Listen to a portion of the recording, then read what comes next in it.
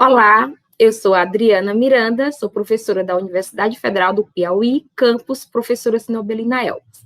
E hoje estou aqui no quadro Lacfito Responde com o tema compostagem. Então, recebemos várias questões nas nossas redes sociais e vou aqui compartilhar com vocês. Bom, como eu havia falado, o nosso tema de hoje é compostagem, tá? Então, a compostagem é a produção de adubo, do composto orgânico, a partir dos resíduos orgânicos, né? Dos resíduos de origem vegetal e origem animal. É um processo biológico, né? Em que todos os organismos participam dessa decomposição, mas principalmente pelos micro-organismos decompositores, fungos, bactérias e as actinobactérias, além dos macro-organismos, né, os besouros, as formigas, as minhocas, né, são ótimas decompositoras. Bom, mas começando as questões, né, então temos aqui um questionamento: quais os benefícios traz a prática da compostagem? Inúmeros benefícios, né? Então, a compostagem é uma forma de reciclagem desses resíduos de origem animal e origem vegetal, né, gerados dentro de um sistema de produção. Então, essa reciclagem, essa compostagem, ela produz os compostos orgânicos que traz, né, esses benefícios econômico, tá, ambiental e também social, uma vez que você diminui a quantidade de lixo que é lançado no solo, no corpo d'água, né, em outros ambientes. Então, a compostagem é uma estratégia fundamental, importante para a produção sustentável. Outro questionamento é: qual a temperatura ideal para a compostagem? Então, a compostagem é um processo biológico, né, onde existe atividade biológica. Então, há um aumento de temperatura, né, se há a atividade biológica, tá? Então, o ideal no processo de compostagem é que a compostagem ela seja mantida na fase, né, tem uma fase de decomposição, entre 60 a 70 graus Celsius. Mas veja aqui nesse gráfico, né, que tem aqui a fase inicial, né, a fase de intensa atividade biológica, intensa decomposição, onde há liberação de calor, né, é uma fase termofílica, onde essa temperatura aqui, olha, ela varia aqui, né, chegando a 70, né, dependendo da composteira, ou até mais, mas o ideal é que se mantenha nessa temperatura de 60 a 70 graus Celsius, e depois cai aqui, ó, na fase de estabilização e a fase de maturação, até chegar na temperatura ambiente. É preciso revolver a pilha de compostagem todos os dias?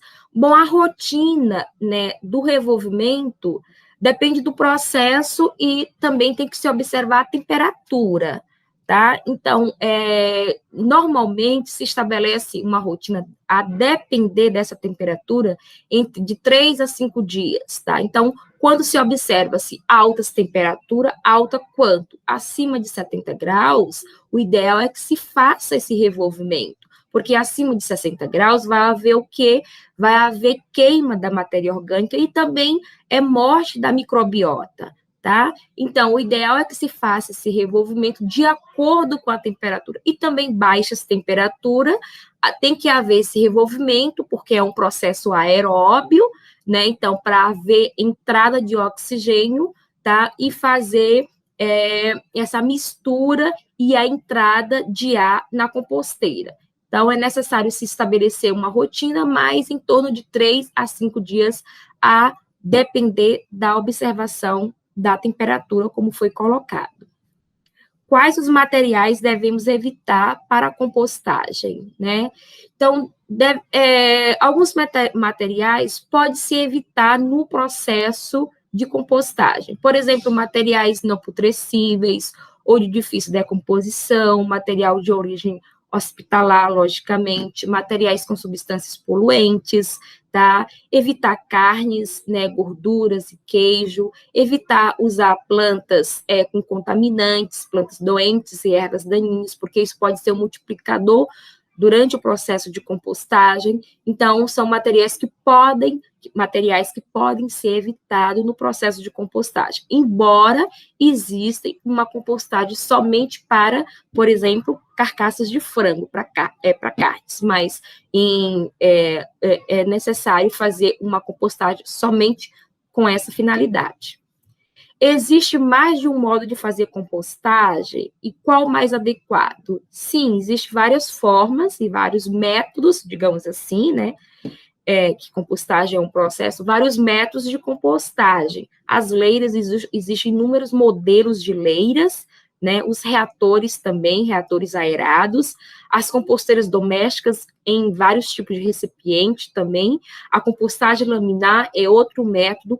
Agora, qual o mais adequado vai depender de cada situação, né, da disponibilidade dos resíduos, do acesso desses resíduos, da qualidade desses resíduos, do local onde será feito a compostagem e principalmente da quantidade, tá, desses resíduos. Se é uma compostagem doméstica, se é uma compostagem com leiras mesmo mais convencional, ou leira industrial, tá? Então, o mais adequado é aquele que se adequa ao seu sistema, tá, de compostagem.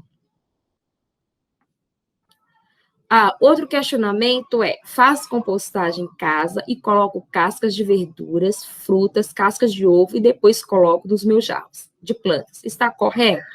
Sim, está correto. Vale lembrar e vale fazer essas observações de que quanto mais diverso o material, os materiais que são utilizados, com características diferentes, melhor a relação. E também se fazer a observação dessa relação da quantidade de material rico em carbono e da quantidade de material rico em nitrogênio que é adicionado. Então, deve-se fazer essa relação de carbono e nitrogênio, que é uma relação em torno de 30:1, é uma relação ideal para um bom processo de compostagem. Se adicionar muito material rico em carbono, seu processo vai diminuir, vai ficar lento, muito carbono, pouco micro-organismo. Lembrando que o nitrogênio, né, ele é uma fonte para acelerar a atividade microbiana. Ou se você adicionar muito nitrogênio, também vai ter liberação, por exemplo, de odores da amônia, tá? Então, é ideal fazer esse balanço entre material rico em carbono e material rico em nitrogênio. Observar fontes de micro-organismos, que é o inoculante, né? Tem várias fontes de micro-organismos, tá? Ter uma boa umidade também é fundamental, né? Em torno de 40% a 50%. A umidade é fundamental para não haver encharcamento, não haver compactação, tá? Não haver processo de anaerobiose, tá? E o tempo de compostagem, levar em consideração, a depender da qualidade, né, dos resíduos e também dessa relação e do monitoramento, ter um tempo adequado para a produção do composto, tá? Então, fazendo essas observações, melhora o seu sistema de compostagem. Como posso fazer a compostagem em casa? Bom, existem diversas formas de compostagem doméstica, né? Pode-se usar os caixotes de madeira, pode-se usar as telas também, a depender do local, se é em casa, se é em apartamento, se tem quintal, tá? Fazendo toda essa questão dos materiais, da proporção, da fonte de micro-organismo, tá? Da umidade adequada, da aeração. Tem os baldes que são bem aceitos, principalmente para quem mora em apartamento, não dispõe de um quintal. Vocês podem ter informações melhor, deixei aqui um site, né, para ver os detalhes de como fazer essa composteira doméstica, mas lembrando do material rico em carbono, fazer aquelas camadas intercaladas, carbono, nitrogênio, fonte de micro-organismos, umidade adequada, oxigênio, revolvimento, são importantes para ter uma boa compostagem. As composteiras domésticas com minhocas também são bastante utilizadas, as minhocas são ótimas decompositoras, lá na questão da umificação do composto, era a matéria orgânica, também outra forma de fazer compostagem doméstica. Também eu deixei aqui um site que vocês podem acessar e ver a ilustração de como construir, selecionar as minhocas que fazem, né, esse processo da compostagem. Outro questionamento: quais materiais ricos em nitrogênio e carbono são mais indicados para a compostagem? Então, assim, o mais indicado, né, aquela história que eu comentei, é o que está disponível, né, é o que tem, né, o que temos. Se você está no jardim, está na sua casa, está na fábrica, tá? Mas o que eu coloquei aqui alguns exemplos, mas o importante é mistura de materiais com diferentes características. Quanto mais mistura, tá, mais adequado, melhor será o processo de compostagem. Mas aqui está, né, alguns exemplos de materiais rico em fonte de carbono, né, são as palhas, as serragens, bagaços de cana, aparas de poda, as folhas secas, tá? E materiais ricos em fonte de nitrogênio, os estercos, as tortas de resíduos de abatedouros, tá? Os dejetos também, a urina, são materiais ricos, as folhas verdes de leguminosa, são materiais ricos em fonte de nitrogênio, as frutas frescas também, os restos de frutas também são materiais ricos em fonte de nitrogênio. Outro questionamento é: esse composto é viável quando pensamos em produção de hortaliças em larga escala? Bom, é importante, quando se pensa em produção agrícola, com a utilização dos compostos orgânicos, fazer consideração de alguns critérios, tá? Primeiro, se esse composto, ele contém as características agronômicas necessárias para a produção agrícola, no caso, para a produção de hortaliças, se tem os nutrientes adequados, né, para a produção. E aí, tá, essas características.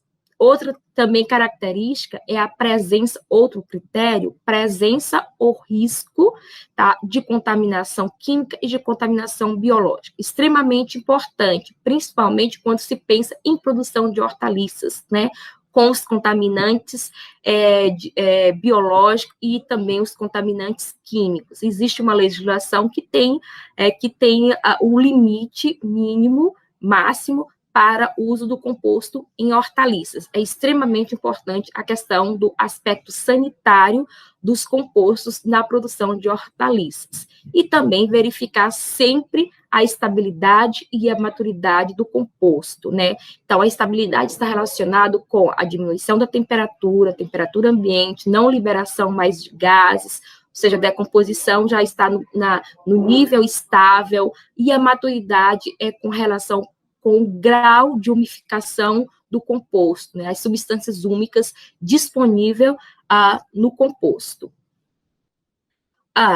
O outro questionamento: como saber se o meu composto já está pronto para ser aplicado nas plantas?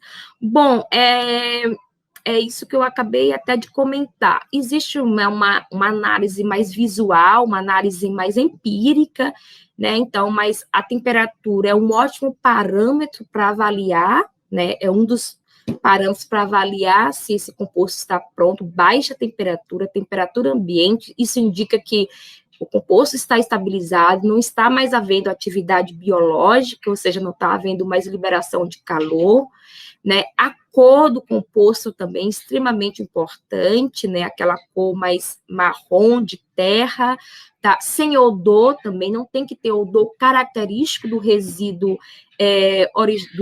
de origem, tá? Uma boa umidade, tá? Então, são características importantes, empírica e visual, a ser observado se o composto está pronto. E também tem as análise química, né, e análise biológica com relação, tá, aos nutrientes disponíveis, aos riscos de contaminantes, tanto contaminantes químicos e também como contaminantes biológicos. E sempre a questão da maturidade, da estabilidade e maturidade do composto, tá? O que eu comentei, né? A questão das substâncias úmicas disponíveis, aí é uma análise, né, mais apurada do composto.